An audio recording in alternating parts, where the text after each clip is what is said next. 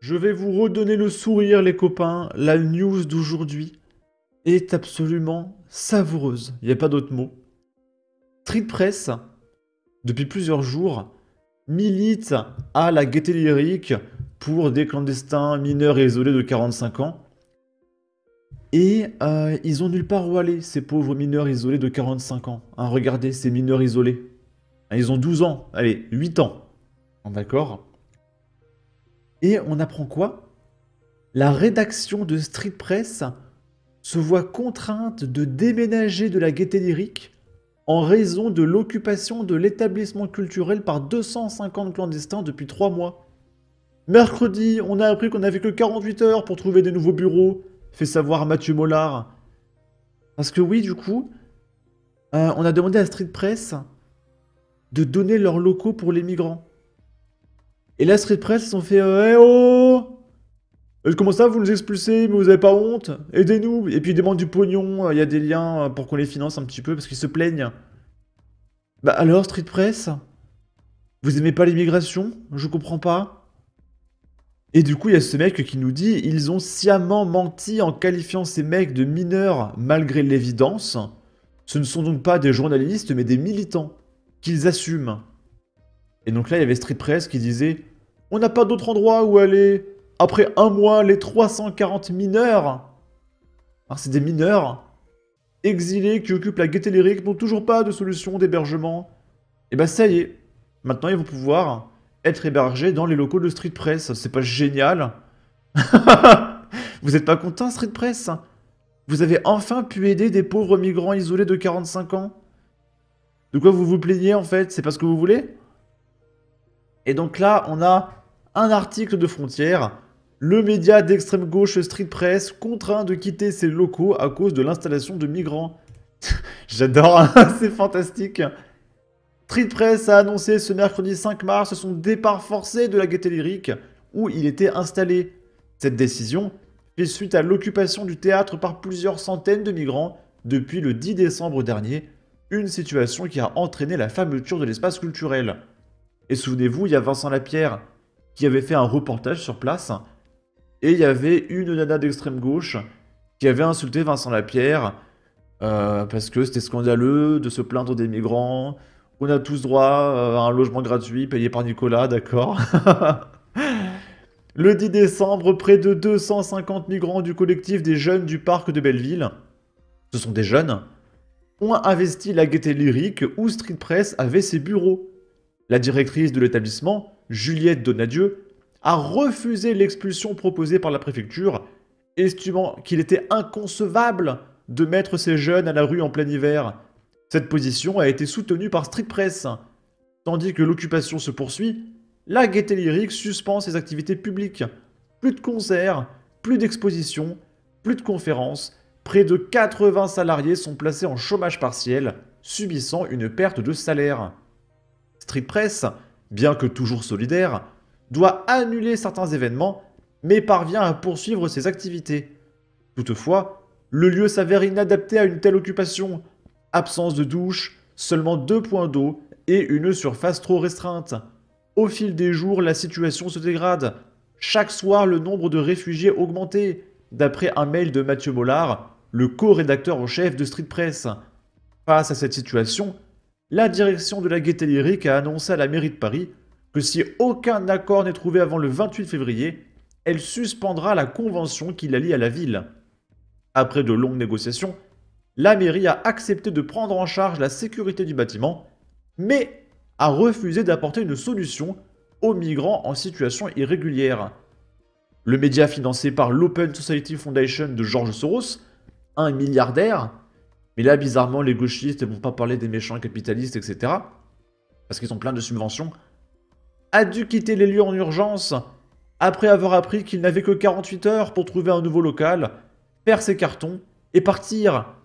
Il a pu sous-louer des bureaux grâce à une association parisienne et stocker une partie de son matériel.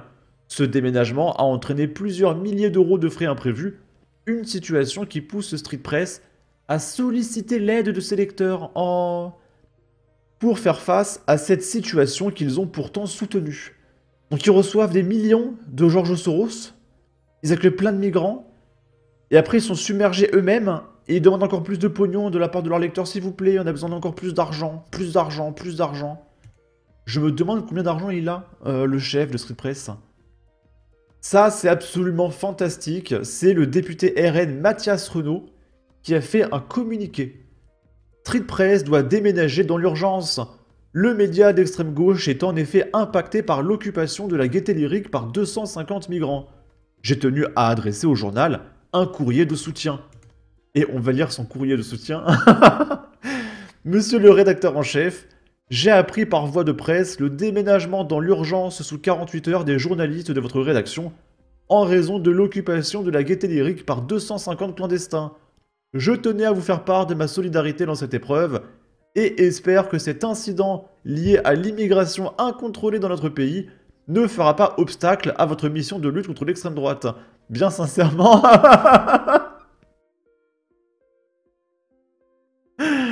C'est fantastique.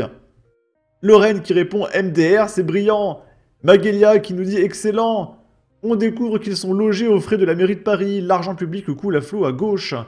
Tellement mérité, celui qui vit par la lame meurt par la lame.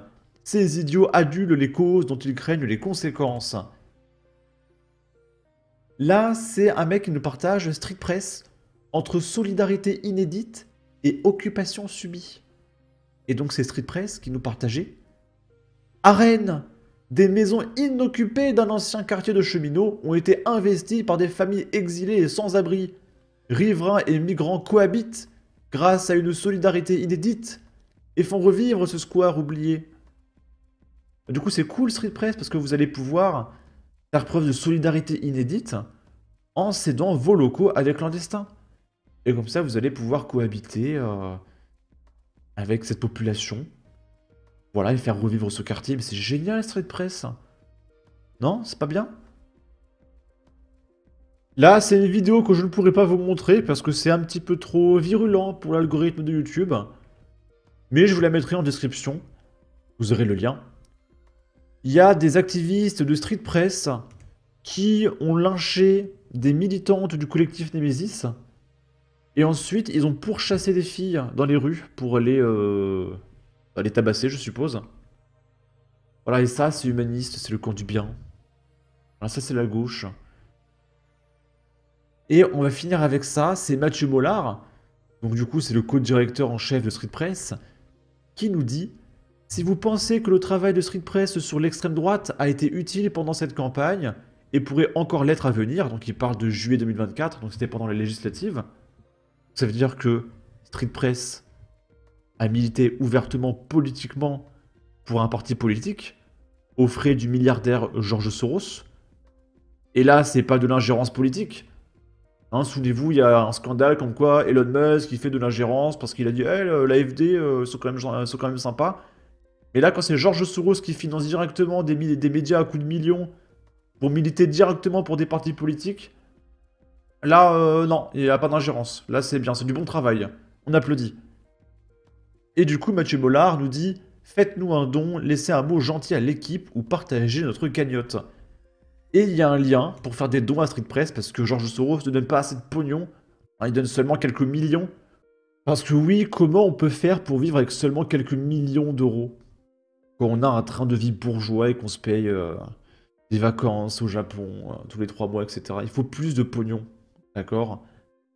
Et du coup, voilà, si vous voulez faire un don à Street Press, vous aurez le lien en description du tweet de Mathieu Mollard, que les pauvres, ils n'ont pas assez d'argent. Regardez, on peut faire un don de 1000 €, mensuellement 50 € par mois, et annuellement 500 € par mois. Par an, je vais dire. Voilà. Montant personnalisé, on peut donner 1 million de $. Voilà, comme George Soros. Au moins, ça sera pas de l'ingérence politique. D'accord? J'en peux plus des gauchistes. Je vous jure, hein, c'est insupportable. Je ne le supporte plus, hein, je sature. En ce moment, je vois plein de vidéos de mecs de gauche, j'ai même plus envie d'en parler. Là, en ce moment, il y a le procès pour Naël qui a été relancé. J'ai même pas envie d'en parler. Et Arsilia Soudé et Raphaël Arnaud qui partagent, oui... Naël a été abattu à bout portant, assassiné... voilà, je vois ça, je fais... Est-ce que j'ai envie d'en parler? Voilà. J'ai même pas envie. Voilà. Bon. Sur ce, n'hésitez pas à donner votre avis, votre opinion, à partager, liker, commenter. Ça aidera au référencement de la vidéo sur YouTube. Abonnez-vous, suivez-moi sur Twitter. Prenez soin de vous. Salut!